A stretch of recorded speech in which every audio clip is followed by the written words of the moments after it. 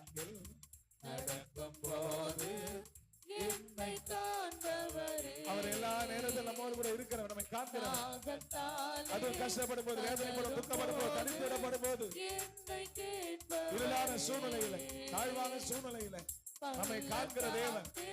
மனுஷர்கள் கைவிடும் போது, குடும்பம் கைவிடும் போது, உறவுகள் கைவிடும் போது, நம்மினோடு கைவிடும் போது, நம்மை கரம் பிடித்து தேவைகளை சந்தித்து அற்புதமாய் நடத்துகிற ஆண்டவர் இயேசு. நல்ல கரங்களை தட்டி